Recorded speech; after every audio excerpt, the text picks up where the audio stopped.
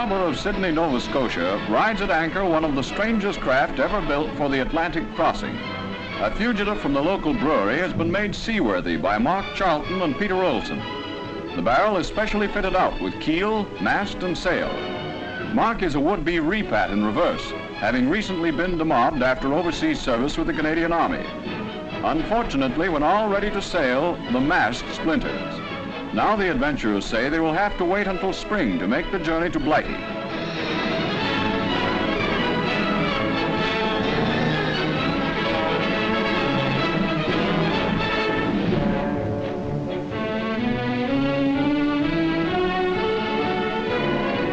Even a motorcycle was to be carried by Charlton and Olson. There's no telling just what you'll find in a beer barrel these days.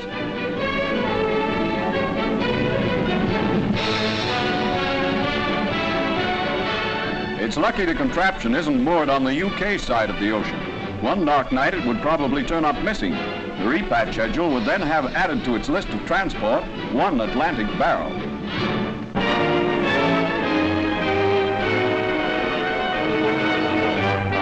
The sword is beaten into the plowshare.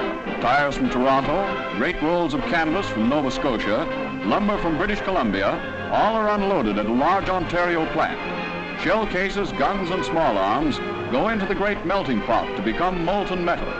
It in turn is poured for purposes of peace. The mold shape parts for a dozen types of farm machinery, which will be exported to Europe to aid its agricultural reconstruction.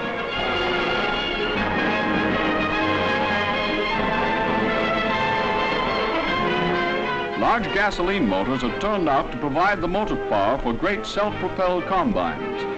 The production line, geared to peacetime needs, rolls ahead and high. A 45-bushel grain tank is welded in record time. It is also a part of the combines, which are turned out at the rate of 9 a day from one factory alone. All are ordered by U.N.R.R.A, together with dozens of other farm implements from horse plows to dump rakes. As the Dominion is supplying 27% of U.N.R.R.A's farm machinery commitments, Canadian machinery factories are hives of industry.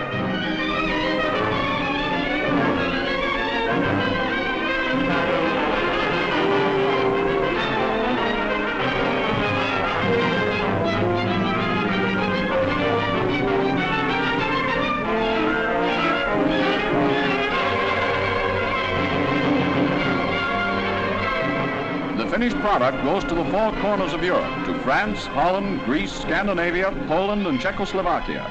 Thus, Canadian industry, in a quick changeover to peacetime production, fulfills two tasks. The first is to aid in the reconstruction of Europe, and the second to lay the foundations of future Dominion trade.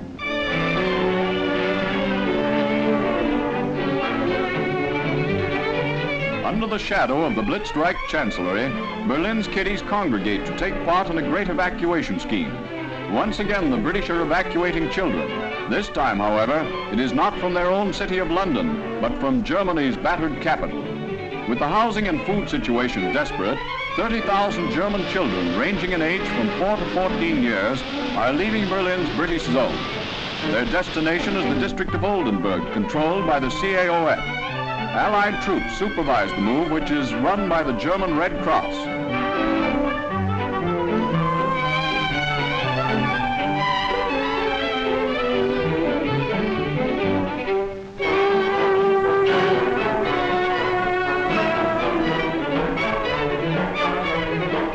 After documentation and a physical check by German MOs, when all troubles are put to rights, the youngsters are ready for the last lap of the trip to their new homes. Natives of the Oldenburg area have volunteered to take the children into their houses for an indefinite time, so the big migration nears its end.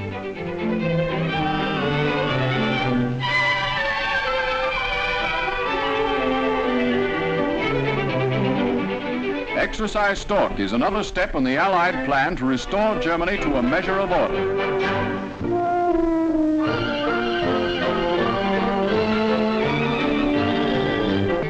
At Oshawa, Ontario, the first post-war automobile rolls off the assembly line.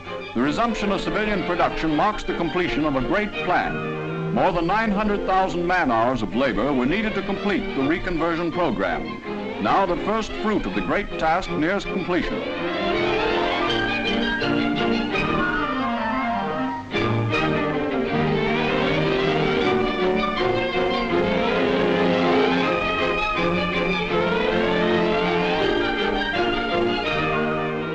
the manufacturing peak will not be reached until next spring, a lot of Canadians will soon be investing in a brand new super-duper model.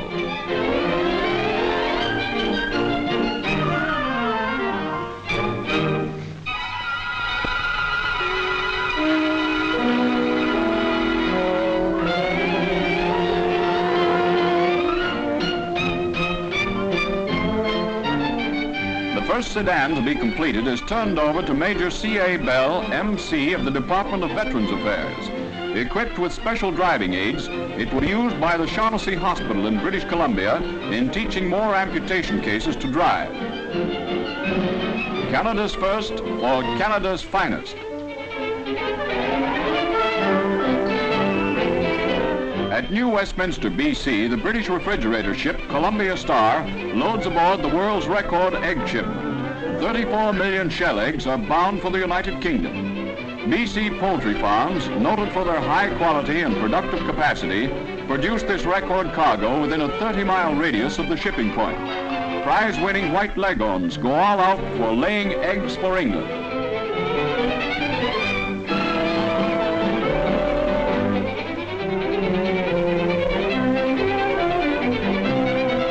At the cold storage plant, 40 girls, specially trained for the shipment, candle and crate the eggs. Millions of new lathes must be rushed through to meet the shipping deadline.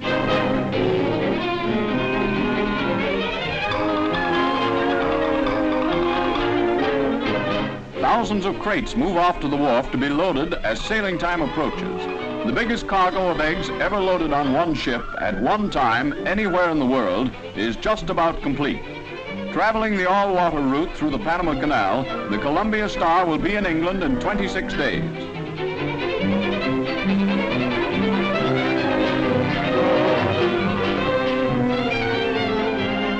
Many a British breakfast table will welcome the record egg shipment from BC.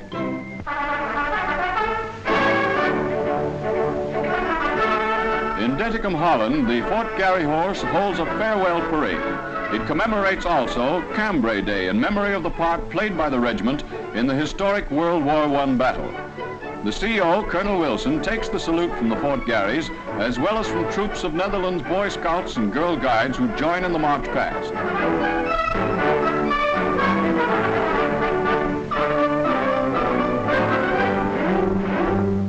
As part of their program to aid the townsfolk, the Fort Garrys have been running a bus service to take the kiddies to school. Now, for the last time, the old student special loads up for the trip to the Little Red Schoolhouse.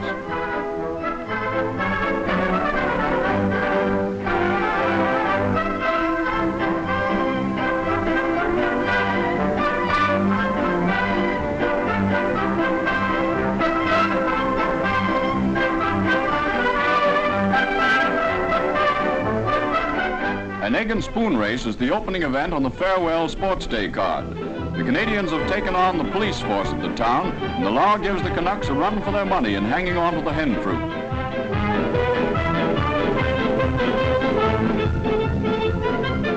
In the blindfold race, after the blinkers are put on, anything is apt to happen.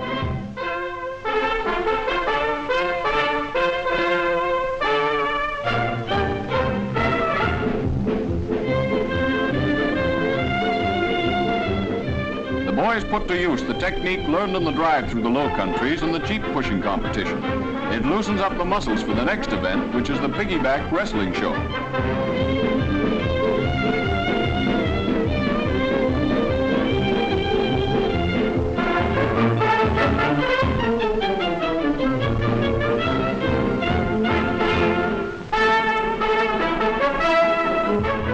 Somebody with a diabolical mind evolved the boot mixing contest. The idea is to mix up all the boots in a pile. You run 100 yards in your stocking feet, and then try to find your own boots. As no holes are barred, the man with the boarding house reach wins.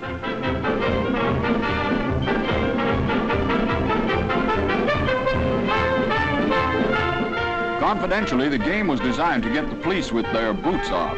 However, good fellowship reigns supreme as another group of Canada's ambassadors says farewell before the homeward trek.